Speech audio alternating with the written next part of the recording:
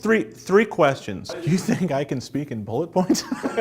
Who's on the website? What is it that you want them to do? What do they need to know in order to do what it is you want them to do? A lead that you'd really like to have, well, you want them to contact you. If it's a bad lead, go away. Depends. There are people that are hard to get to go away. Think back to freshman year of college. I mean, it goes down smooth.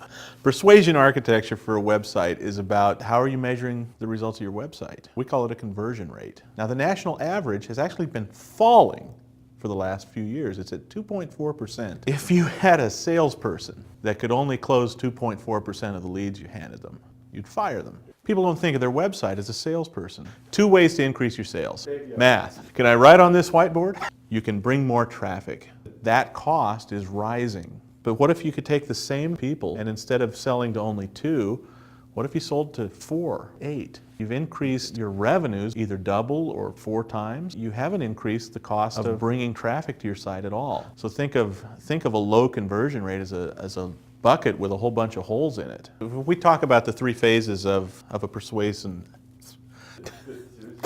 a good example, somebody walks in and just says, I've been looking at the Chrysler 300, I've been reading about it online, I know exactly what I want, you have one on the lot. If the salesperson then, in an amateurish way, says, let's talk about the car, this customer is going to get frustrated. This customer has revealed to you when they walked onto the lot that they've done their research. More than 40% of the U.S. population is what we would call a methodical, huge market. Those people want and demand specific information about products. You want to sell to them, you've got to recognize what their buying process is.